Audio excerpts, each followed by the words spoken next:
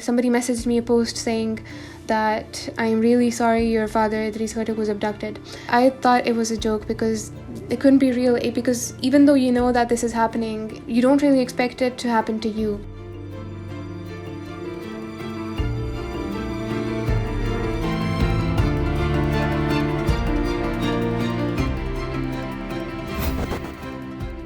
My name is Talia and I'm 21 years old and I'm studying, and my father is a victim of enforced disappearances.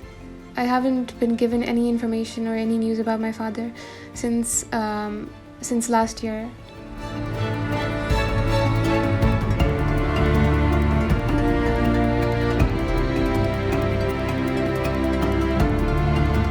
He was a consultant for Amnesty International. People are generally scared of talking about enforced disappearances, scared of being victim to it themselves. But he was really brave about it. He used to go and interview families, and he used to talk about and he used to speak up about it. He went to the places people were scared of going. The little bit of braveness I have, I guess, is because of my father. He always taught me to speak up for what is right. My father is my role model, and I really look up to him, and I really wish that I would reach the level of braveness he has someday.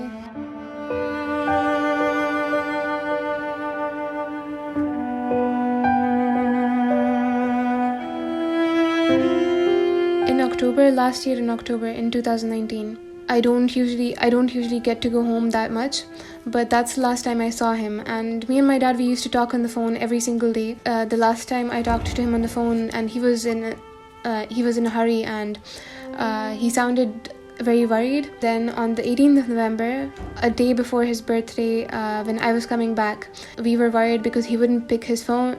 His phone was turned off, and there was no way of contacting him. And on the 18th of November, 5 days after he was abducted, somebody messaged me a post saying that I'm really sorry your father Idris Khattak was abducted, and he sent me this post, this news article saying he was in fact abducted, and it had a picture of him.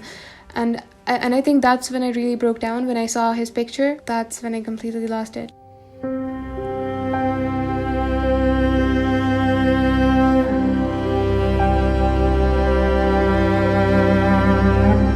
We kept being told that he will be back in a week, and then it was the next week, he will be back the next week, and then the next, and then the next, and I think the cycle continued until it had been almost 4 months. I guess that's when I started contacting people. I contacted Amnesty International. I contacted anybody who I thought could help in any way possible, and I think in today's world, you need to raise your voice, you need to speak up about it, and I think that's how it all started. I started speaking up about it, and people who were really supportive, people who actually cared, and people who had been through that situation themselves, they were speaking up about it. And I think the whole campaign has been to let people know that this is happening around them, this is happening to people around them. When I was not speaking up, I felt hopeless. I think I'm more hopeful than anything because I see people being so supportive, and I see people speaking up about it more.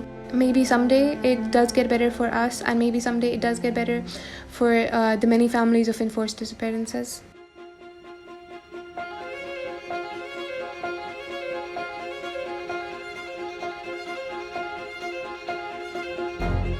Anybody who speaks for anything that is wrong, and even though that they know it's risky and that they still speak up about it, I think that's amazing. And I'm really proud of my father. No matter what happens, I will always be proud of him. I would like him to know that he is the bravest man I know, and that his whole family, me, my sister, all of us, we miss him so much, and that we wait every single day for him to come back.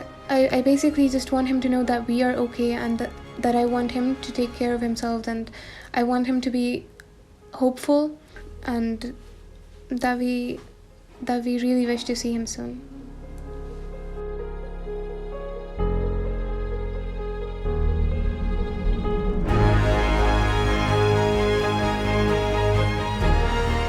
I would want people to know that it could be anyone. There are people here that have been waiting for years. There are children who wait for their loved ones to come back for years on end, and they receive dead bodies, and this could only come to an end if we all speak up about it. That is the only way we can help each other.